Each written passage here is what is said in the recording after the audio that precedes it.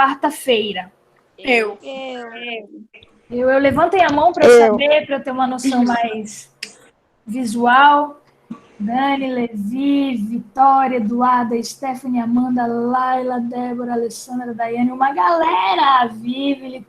Vivian, Tamires, Daniela, Rebeca. Massa, uma galera. Fico feliz demais que vocês estejam comparecendo.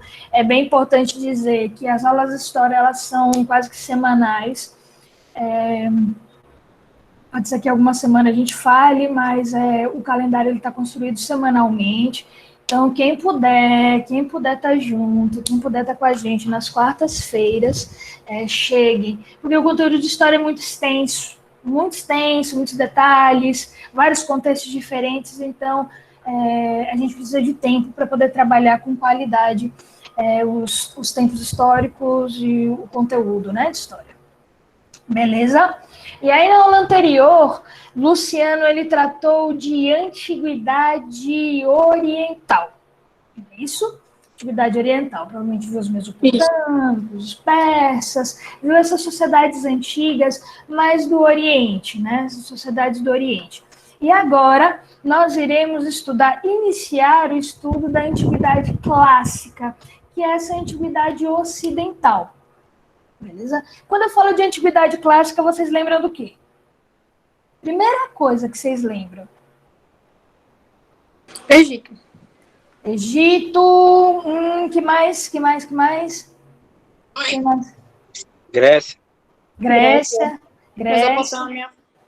Mesopotâmia. Quando nós falamos, gente, em antiguidade clássica, a gente está falando de Grécia e Roma. Especificamente de Grécia e Roma, beleza? A gente tem outras sociedades antigas tão importantes quanto Grécia, tão importantes quanto a Roma. No entanto, quando a gente fala de antiguidade clássica, a gente está falando dessas duas culturas, né? Ou dessa cultura greco-romana, desse mundo antigo que se localiza ali à beira do mar Mediterrâneo, né? No contexto do mar Mediterrâneo, tá certo? Vou apresentar. Vocês estão vendo a tela que eu estou apresentando? Sim. Massa, é uma tela de PowerPoint, né? Sim, professora. Tá todo mundo conseguindo visualizar. Massa, arrasou. Aqui eu estou com várias telas abertas, muitas informações. Bora lá, galera, bora lá. Esse material é um material que a gente sempre usa, estava até reformulando um outro, só que eu tive uma urgência, tive que sair de casa e não consegui terminar esse material, tá? Mas aí, quando eu postar no Classroom, eu já vou postar o reformulado, que está mais, né, bonitinho e tal. Mas bora lá com esse. Antiguidade clássica, beleza? Vamos começar com Grécia. Porque quando a gente fala de antiguidade clássica, a gente está falando desse mundo clássico, de Grécia e de Roma, que são sociedades que influenciaram diretamente a cultura ocidental, diretamente essa cultura que nós vivemos hoje. E aí vamos dividir em algumas partes, né?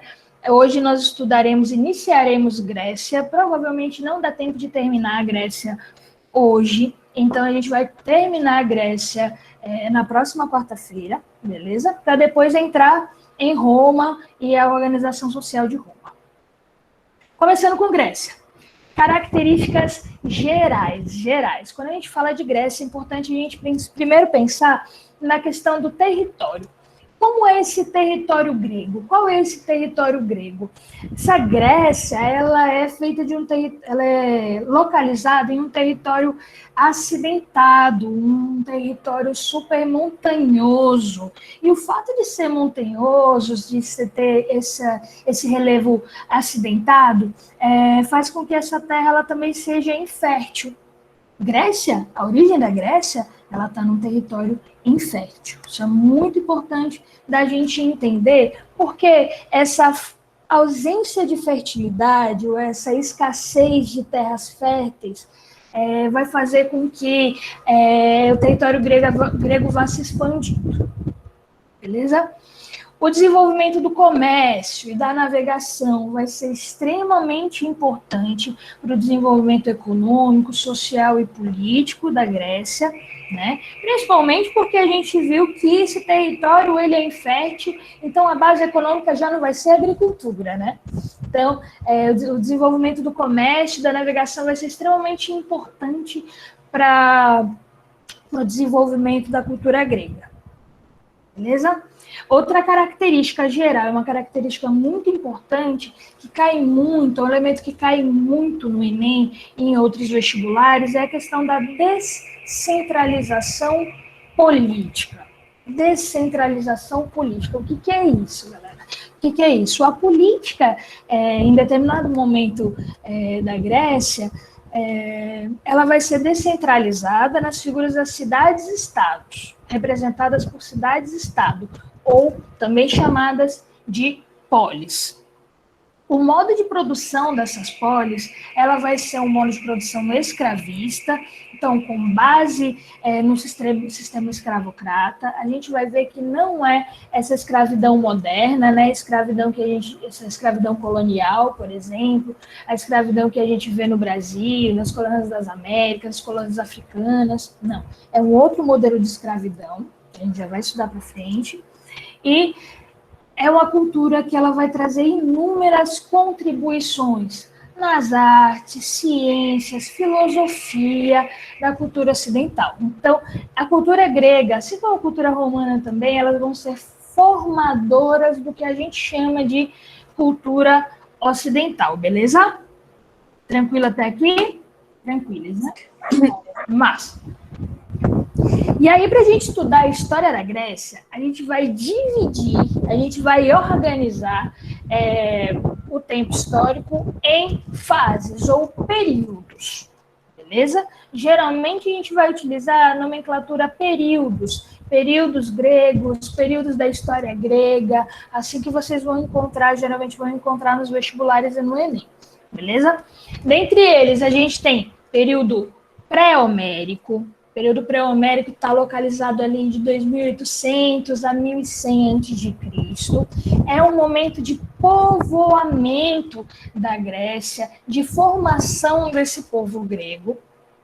Depois nós temos o período homérico, que vai de 1100 a 800 a.C., que é um momento em que a gente vai ter como principal fonte histórica, principais fontes históricas para investigar esse passado do período homérico, justamente os poemas Ilíada e Odisseia de Homero.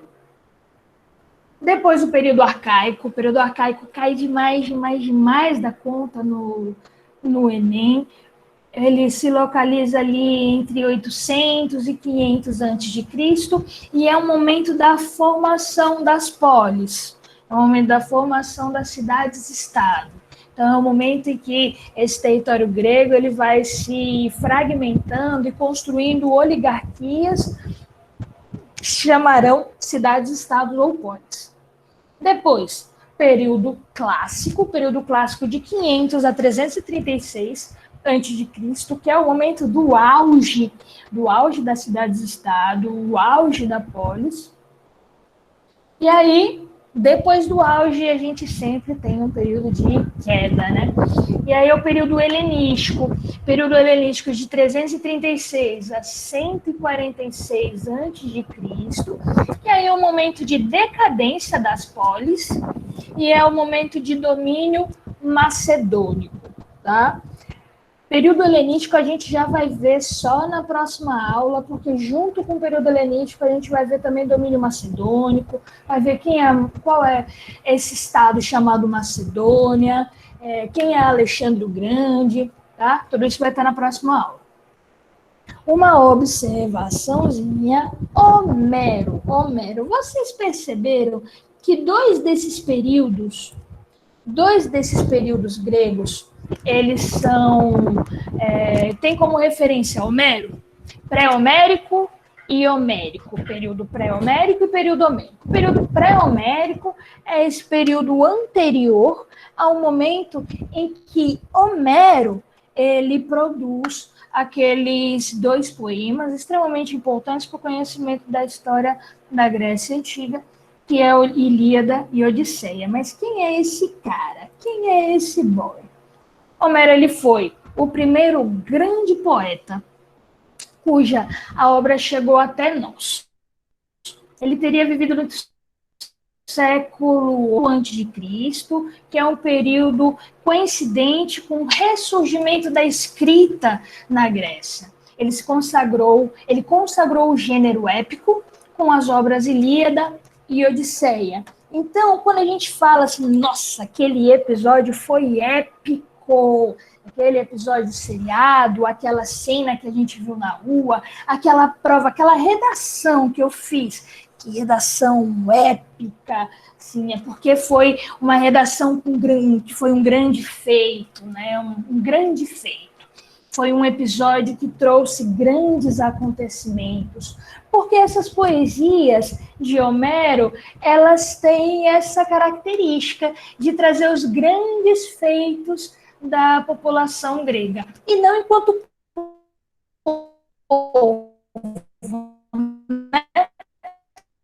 Mas enquanto heróis. Históricos, olha a cara dele aqui. Deixa eu olhar o chat. Então, os períodos são marcados conforme os acontecimentos, né? Sim, conforme os acontecimentos. Sempre, gente. Sempre.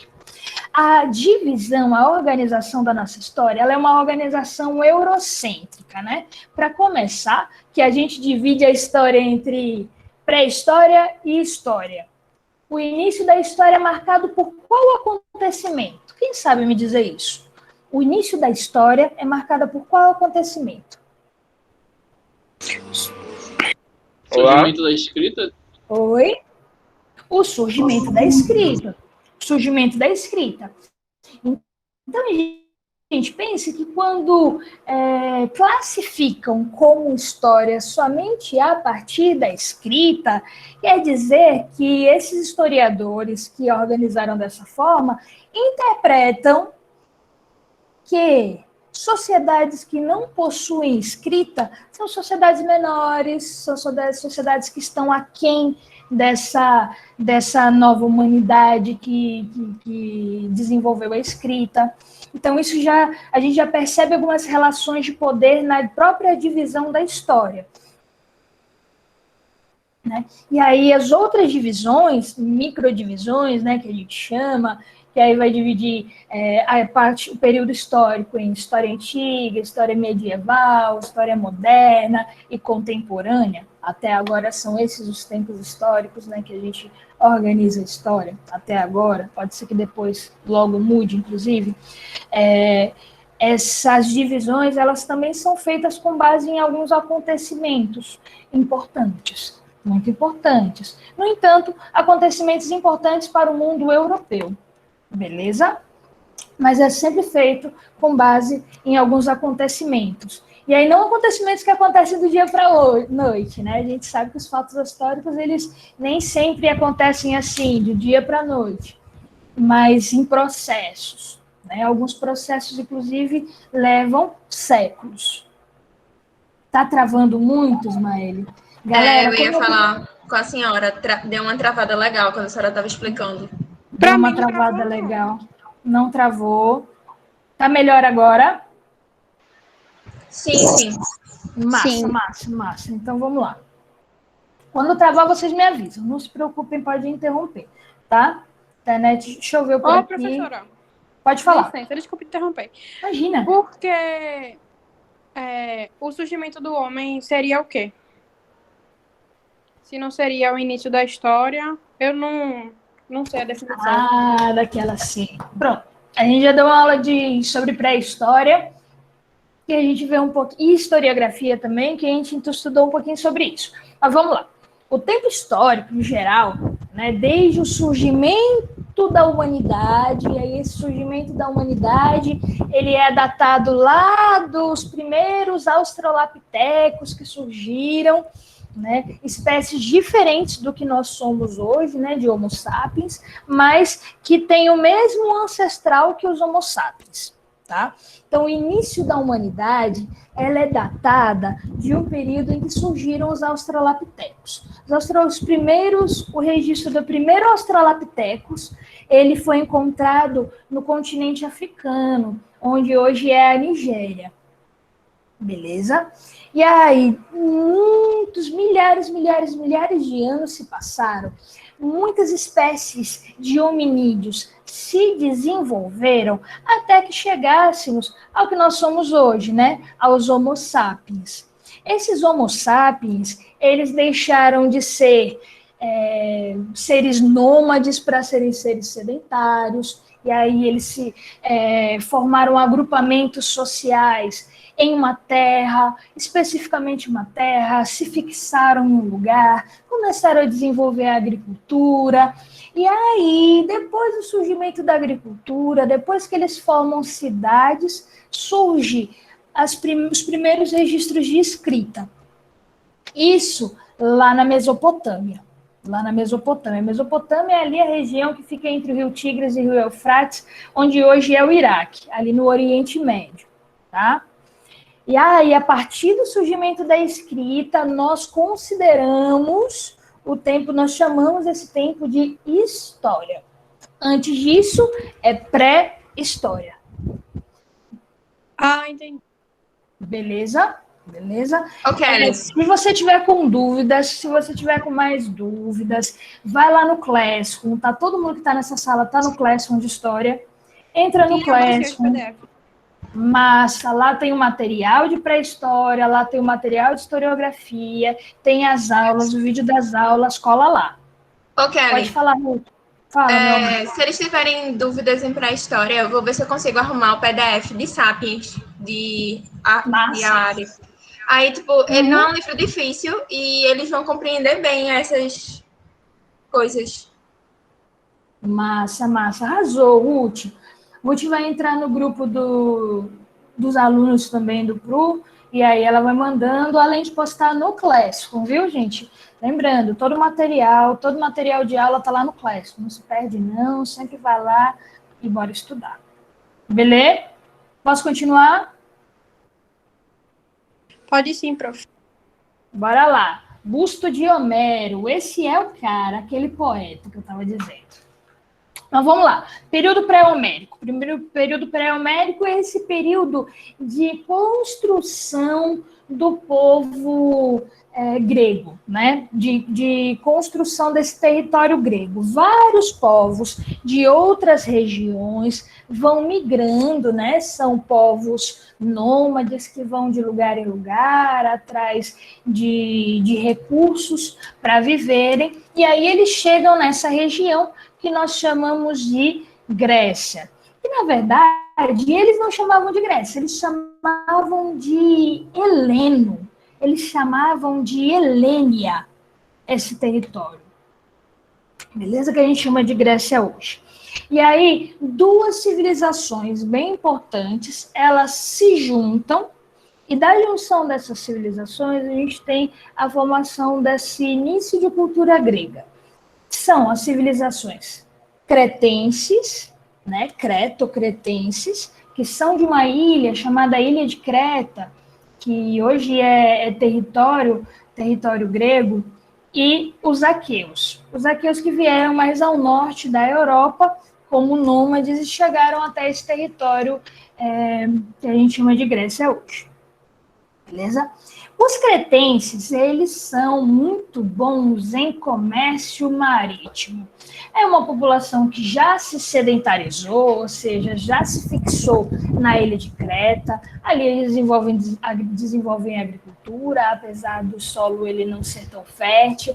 E ali eles formaram a sua sociedade, que já está bem desenvolvida, inclusive, né? O comércio marítimo é a principal característica econômica da sociedade cretense, né? Eles vivem um modelo político chamado talassocracia. Talassocracia é o poder nas mãos da elite comerciante. Beleza? Que nome estranho, né? Talassocracia, poder nas mãos da elite comerciante. Esse povo ele já tem um tipo de escrita silábica, que é um tipo de escrita mais desenvolvida, né? É uma sociedade que dá destaque também às mulheres. E aí junta com os micênicos. E os micênicos são esses aqueus que chegaram já na região mais ao norte da Europa e conquistaram esse território, conquistaram os cretenses, mas aí eles assimilaram algum dos valores culturais dos cretenses. Então eles chegam nessa intenção mesmo da dominação, da conquista, e aí eles conquistam os cretenses. No entanto, não é uma conquista que irá apagar uma cultura, mas é uma conquista de assimilação, tá? Aí, desse território vai haver a instalação de vários povos. Os aqueus, os eólios, os jônios, os dórios. Esses povos, todos chegaram também, alguns povos nômades, a maioria são povos nômades, chegaram a esse território da Grécia. E aí, os dórios, quando eles chegam, os dórios chegam com bastante violência. Os dórios eles chegam também na intenção dessa dominação de território, de impor os seus valores, de impor a sua cultura, de impor, de subjugar esses outros povos, né? Os eólios, os jônios, os aqueus. E aí, com isso, acontece a primeira diáspora grega. Isso é muito importante, galera. Primeira diáspora grega. O que é essa primeira diáspora grega? É o momento em que, com a chegada dos dórios, que eles chegaram com bastante violência, quase que empurrando os outros povos dessa região que hoje a gente chama de Grécia, né? Eles vão saindo desse território para outros, quase que fugindo, quase que se dissipando, e eles vão expandindo o território grego com isso, né?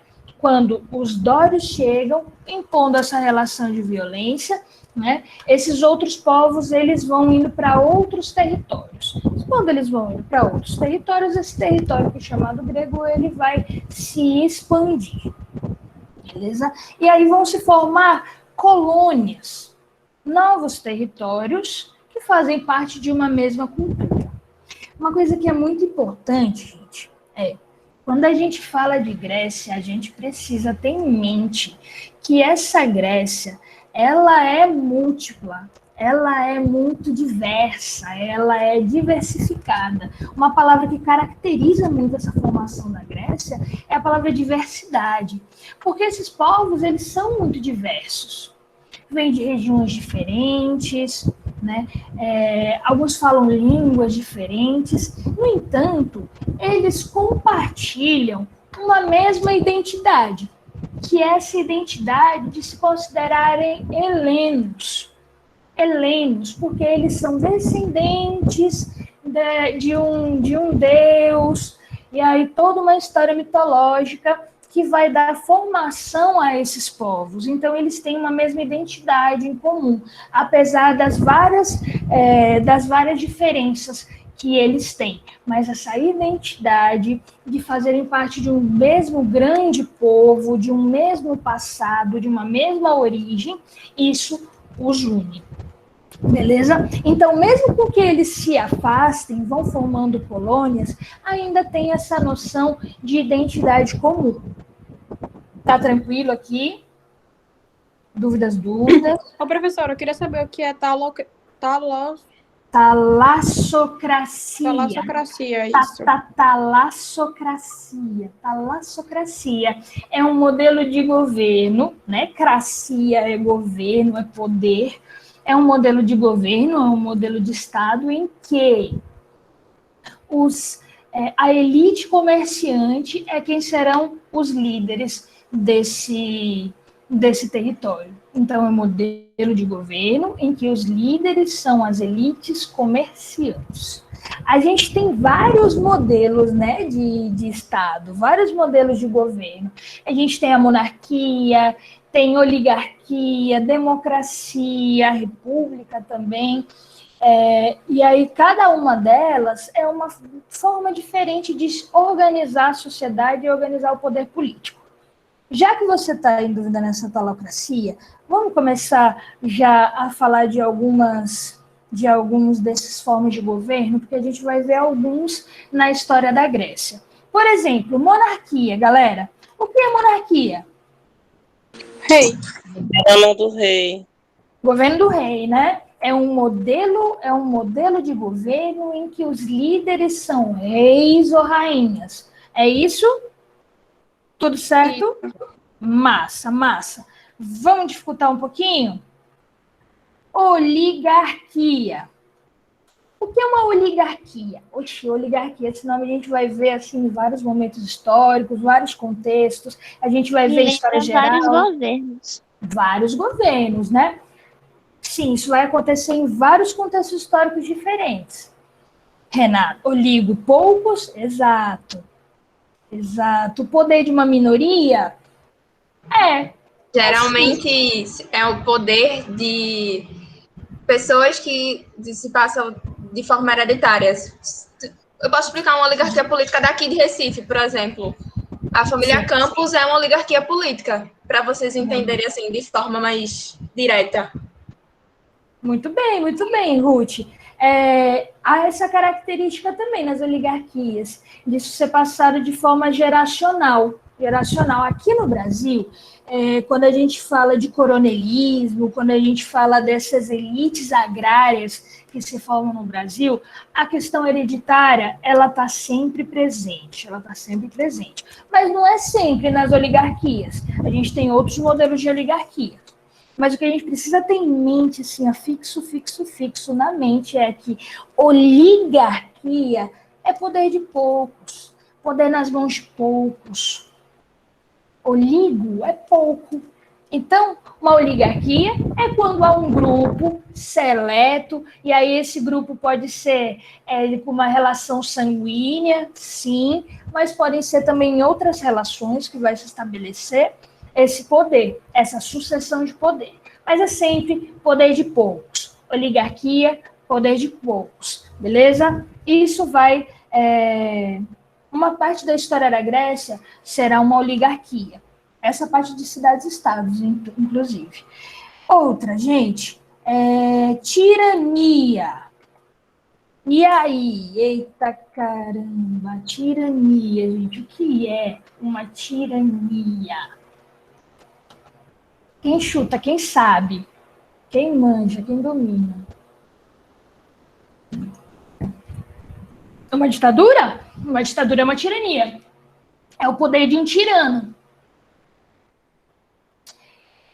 No entanto, ditadura, Renato, ele é um conceito bem específico. Quando a gente fala de tirania é um pouco mais amplo, tá? Ditadura é uma forma de tirania, sim, mas existem outros modelos de tirania que a gente precisa entender,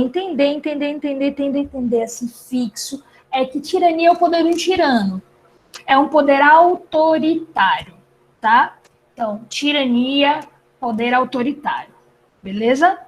Um imperador pode ser um tirano, um monarca pode ser um tirano, um presidente da república pode ser um tirano. Então, a tirania ela pode estar presente em vários modelos políticos. A gente também vai viver uma tirania durante a história da Grécia Antiga, tá? Então, a gente viu monarquia, né? A gente viu monarquia, que é esse poder em que quem governa são os reis e rainhas, é um monarca. A gente viu oligarquia. Oligarquia é o poder de poucos, beleza? Esse poder, essa oligarquia, ela pode ser por sucessão genética, ou seja, né, de pais para filhos, né, uma sucessão que ela é hereditária, mas pode ser também um outro tipo de sucessão de governo, tá? Por exemplo, quem tem mais terras, as famílias que têm mais terras. Na Grécia, a gente vai ver que nas cidades-estados, as oligarquias das cidades-estados eram formadas para quem tem as melhores terras. Beleza? Vamos então, lá, quer dizer que tirania seria o mais amplo, né? Tirania é o poder de um tirano. Tirania é o poder de tirano.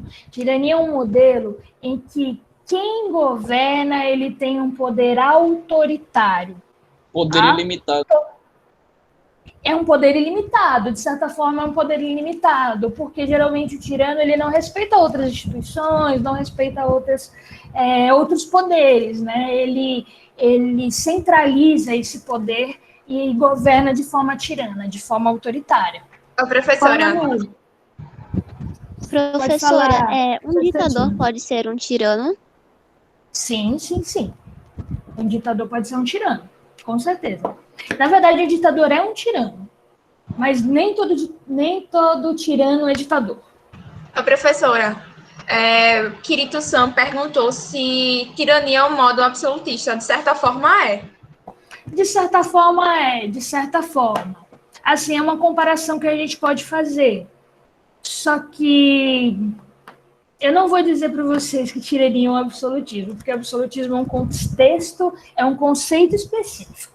Absolutismo, ele é um conceito específico que vai estar ligado às monarquias europeias, formação das monarquias europeias, século XVII, século XVIII.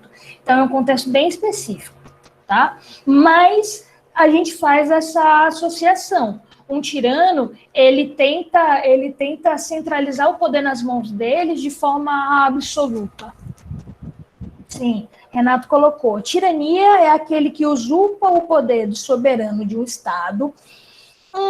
Veja, Renato, esse conceito de tirania, ele é um conceito aceito. No entanto, nós temos alguns modelos de tirania na história em que esse tirano ele foi colocado num lugar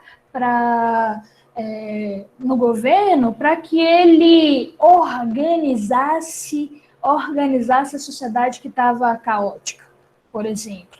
Então, nem sempre o tirano, ele usurpa. Nem sempre o tirano, ele entra de forma que ele rouba o governo de outro, né? Que ele rouba o poder. Né? Muitas vezes ele é colocado por uma oligarquia, ele é colocado por um conselho de anciãos, ele é colocado por uma aristocracia, que vai colocar ali para ele organizar a sociedade. Aí a gente coloca várias aspas, tá? Governante injusto e cruel, que coloca sua vontade e sua autoridade acima das leis e da justiça. Pronto, aqui, ó, coloca sua vontade e autoridade acima das leis e da justiça. É isso, de não respeitar muito as outras instituições, de centralizar esse poder nas mãos dele. Entendi, tipo Hitler, Bolsonaro, Stalin, Mussolini, são exemplos de tiranos. São exemplos de tiranos. E aí, principalmente nessa questão de não respeitar outras instituições. Beleza? Voltou. Então, primeira diáspora é essa primeira dispersão do povo grego e que vai gerar uma ampliação do território, tá? Bora lá. Então, a gente tem aqui um mapa do território do que se torna a Grécia com essa dispersão, com essa diáspora, tá? Então, essa região aqui em laranja, tá?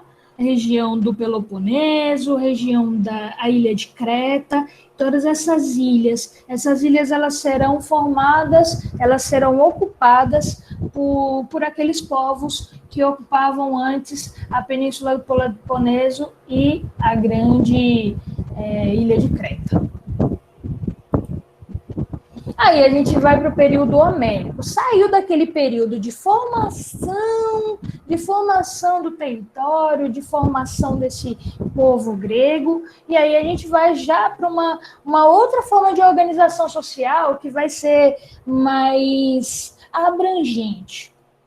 Então, vários desses povos que formam o que é Grécia irão utilizar esse modelo de governo, que é uma organização de base familiar.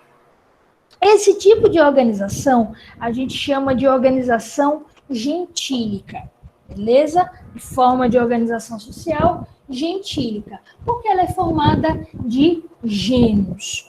O que é um geno? Geno é um núcleo familiar, é uma organização familiar. Ah, professora, então, sei lá, uma mãe e no caso daquele modelo, e aí observem bem que eu estou falando do modelo grego antigo, tá? Né? Um avô, uma avó, um monte de filhos com um monte de netos e os seus agregados. Sim, isso é uma forma de geno. O geno sempre tem uma figura mais velha.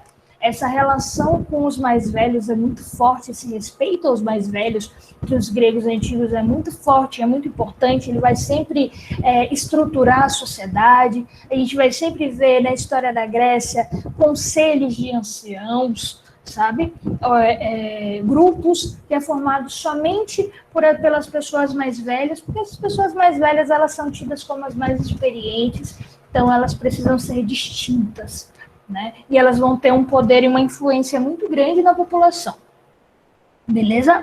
E aí esse gênero é uma organização básica familiar. Vô, avó, vários filhos, vários netos e seus cônjuges e tal. Beleza? Esse é um gênero.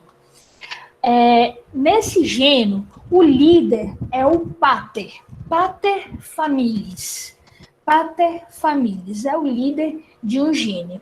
A relação de poder dentro dos gêneros é uma relação hierárquica, ou seja, há pessoas com mais poder do que outras, e quem tem mais poder é esse pater, e quem tem parentesco direto com esse pater.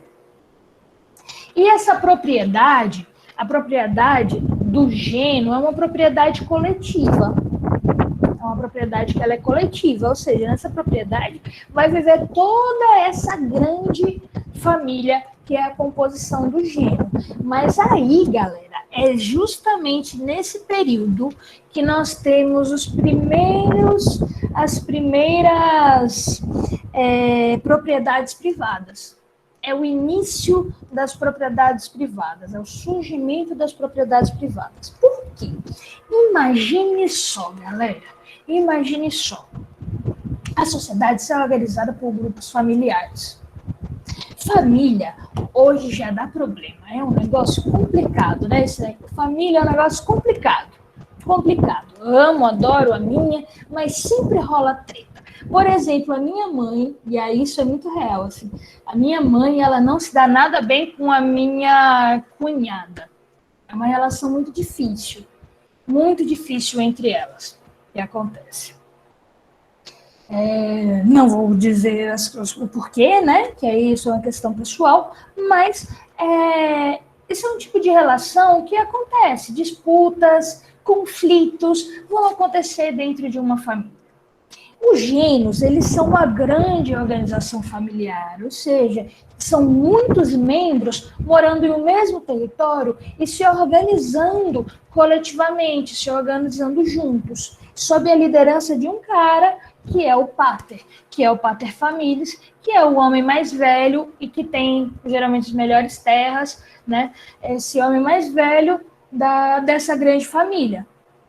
Só que aí é um avô, por exemplo, um bisavô, que vai ter seus filhos, que vão ter filhos, que vão ter filhos. Então vão se juntando pessoas também nessa família que não tem uma relação consanguínea com o pater familias, mas está dentro desse gênero, faz parte dessa mesma unidade familiar.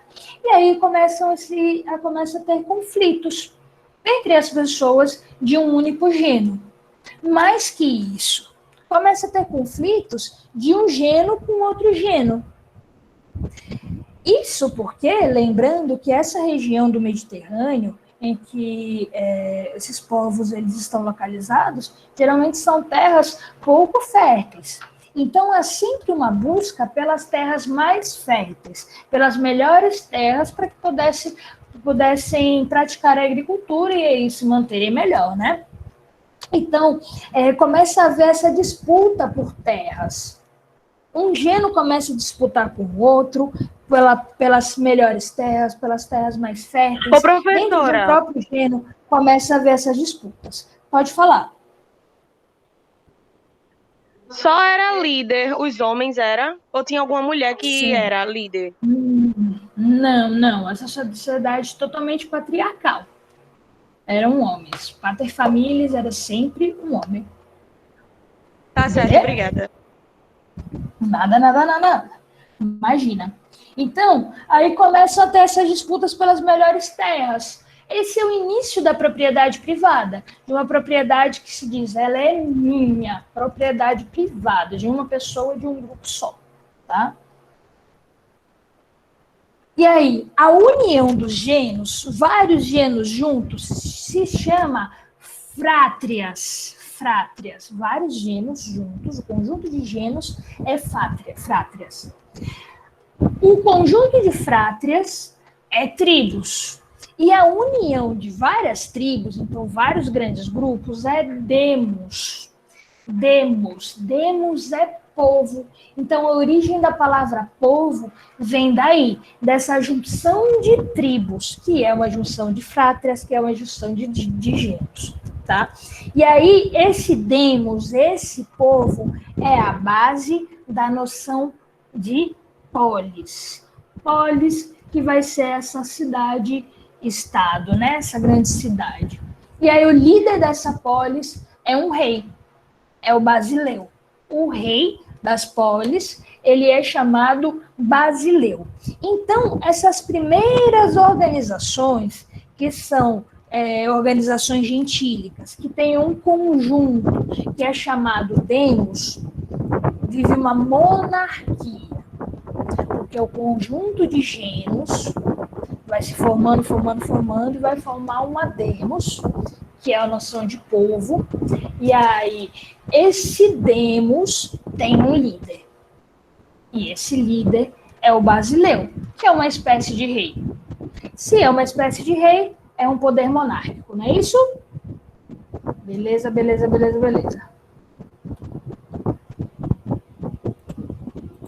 Vamos lá. E aí, a gente tem uma nova configuração social nesse momento, em que no topo da pirâmide social nós temos os eupátridas, que são os bem-nascidos, são aqueles que são das melhores terras, que nasceram em famílias que estão nas melhores terras, nas terras mais férteis. Nós temos os georgóis, que são pequenos agricultores, e eles estão nas piores terras, e temos os tetas. Os tetas são aqueles marginalizados, aqueles que vivem à margem e que não possuem terras, beleza? Eupátridas no topo da pirâmide, com melhores terras, georgóis ali no meio com as piores terras, eles são agricultores, e na base da pirâmide, quem não tem terra nenhuma. E aí, isso vai gerando conflitos, né, gente? Terra é necessidade. A gente tem, nesse mundo antigo, na Idade Média também, uma característica de que riqueza é terra. Quem tem terra, tem riqueza. Quem tem terra, tem riqueza. Então, na sociedade que quem tem terra tem riqueza, você não ter terra é muito complicado, né? Então, há essa necessidade sempre de busca de novas terras, de terras mais férteis.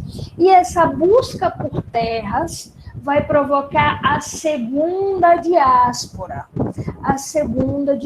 grega. E aí é um momento em que esses povos, esses grupos, eles vão para a região do Mediterrâneo Ocidental, ali onde é a Península Itálica. É nesse momento que os gregos eles se encontram com a cultura romana, que estão localizados ali na Península Itálica. Isso a gente vai ver só depois, tá? Então, segunda diáspora grega, ela vem pela necessidade de novas terras, de busca por terras, beleza? E aí a gente vai ter o período arcaico. O período arcaico é o momento de consolidação das cidades-estado, dessas polis. As polis, elas vivem uma sequência de formas de governo, como a gente estava falando mais cedo. A primeira forma de governo da cidade-estado, da polis, é uma monarquia. A gente viu que o líder o líder era o Basileu, que é uma espécie de rei, que é uma espécie de monarca. Então, a gente tem uma monarquia. Depois, vai se transformar em uma oligarquia. O que é oligarquia mesmo, galera? Governo de Poder poucos. de muitos? Governo de poucos, isso mesmo, governo de poucos. E depois a gente vai ter uma tirania. A tirania é esse governo autoritário, né? O governo de um tirano, o governo autoritário, que depois vai se desenvolver para uma democracia. O que é uma democracia? Quem sabe dizer, quem sabe falar? Democracia. Onde o povo participa. Onde o povo participa, muito bem. E aí, se a gente for analisar a palavra, demo é povo. Então, é o poder do povo. Beleza? Essa cidade-estado, aí a gente tem duas principais. Atenas e Esparta. Ó, Atenas é essa região em laranja, tá? Que é a região da Ática. É aqui, essa região em laranja. E Esparta é essa região aqui em amarelo, que é a região da Lacônia. Beleza? E aí nós temos duas cidades-estados principais. Não vamos falar sobre cidades-estado. Eu sabia que não ia dar tempo de desenvolver muito o assunto, mas achei que a gente ia conseguir dar Esparta e Grécia. Eu quero mostrar um negocinho para vocês. As cidades-estados, elas vão ser também diversas, assim como aqueles povos que formaram a cultura grega, assim como aqueles povos primeiros que formaram a cultura grega. A gente também vai ter cidades-estados que são diversas. Professora, a segunda diáspora regou. As cidades foi sim. Foi a partir da segunda diáspora que a gente tem o desenvolvimento das cidades-estado. Kelly, então eu deixo para postar a atividade quarta que eu fiz. Isso. Veja, gente, Ruth, ela preparou umas atividades para vocês lá no Google Formulário. E aí, a gente vai postar atividade somente depois da aula que a gente vai finalizar a Grécia. Vocês estão vendo uma página que eu estou compartilhando? Tá Agora dando pra sim. ver? Sim. Pronto. Isso aqui é uma acrópole. O que é uma acrópole? A acrópole é esse...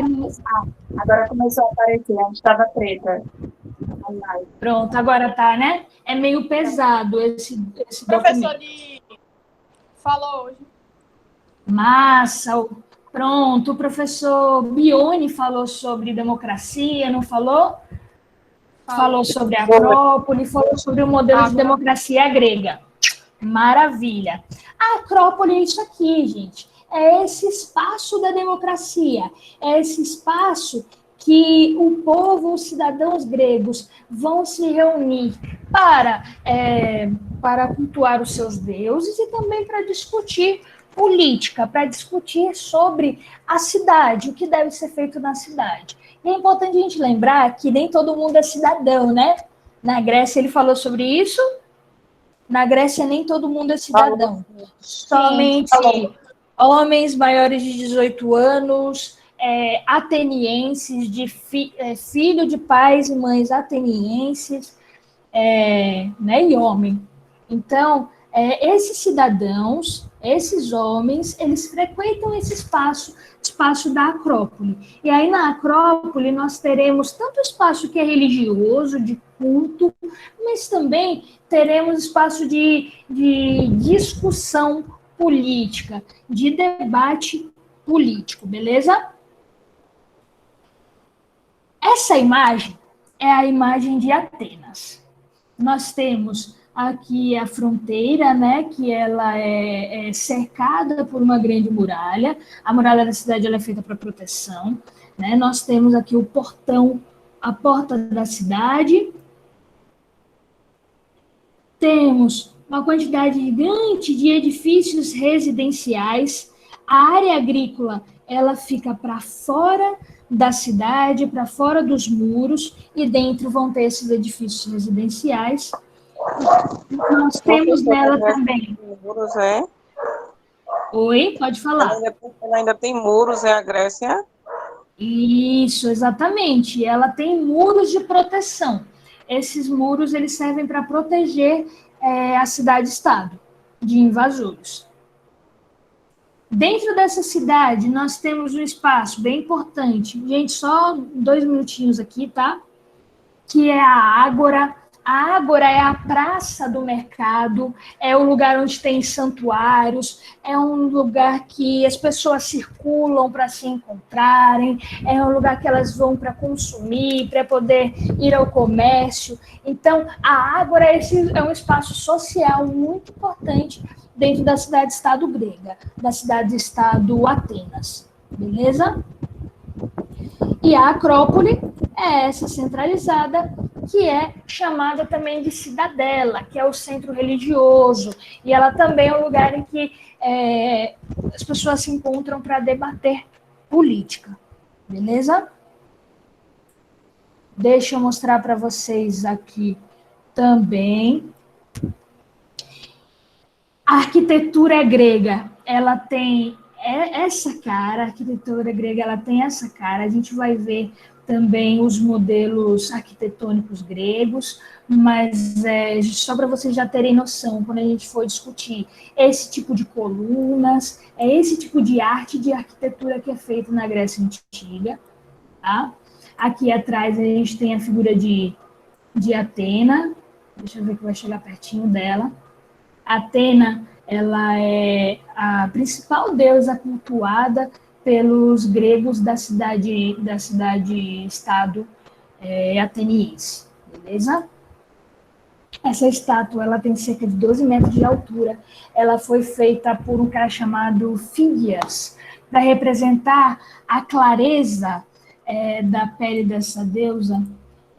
Foi utilizado o marfim, tá? Então, é uma escultura feita de marfim. Aqui a gente tem o elmo, né? Que ele é decorado com a imagem de uma esfinge com 2 cavalos. Deixa eu ver se eu consigo aproximar. Consigo. Vocês conseguem ver essa esfinge? Sim. Pronto. Então, sempre a cultura, sempre a mitologia, ela envolvendo a narrativa histórica grega, sempre a mitologia ela envolvendo os mitos de criação, as relações religiosas e a própria organização da cidade, tá? Esse é um dos lugares mais importantes, é onde está a estátua da deusa, que dá nome, inclusive, à cidade-estado. Na mão de Atenas, ele carrega Palas, a estátua de Nike, inclusive, na verdade, né? Palas é outro deus. A estátua de Nike, que é a deusa grega da vitória. Beleza? Ô, professora. Oi, meu amor. Tem esses cavalos na cabeça dela. Esses cavalos, eles são figuras de muita força dentro da cultura grega, né? Eles simbolizam poder, tá? E aqui o que nós temos são 2 cavalos e ao centro uma esfinge, que faz referência a essa cultura egípcia, que Atenas, ela vai... A Grécia em si, gente, por estar ali perto do mar Mediterrâneo, dentro do mar Mediterrâneo, isso vai facilitar as trocas culturais. Então, tanto Atenas quanto Esparta, mas principalmente Atenas, ela vai ser uma cultura, uma cidade-estado muito aberta a trocas culturais. E aí eles vão trazer muitas características culturais de outros povos, porque eles vão trocando. E aqui nós temos a figura da esfinge, que é uma figura mitológica divina egípcia, beleza? Junto com a dos cavalos, que representam essa força, que representam esse poder. Beleza? Eu vou precisar sair, gente. A gente continua na aula de quarta, beleza? Quem puder chegar, chega, tá? Porque eu já ultrapassei 4 minutos da minha aula. Tranquilo? Vocês estão com alguma dúvida agora?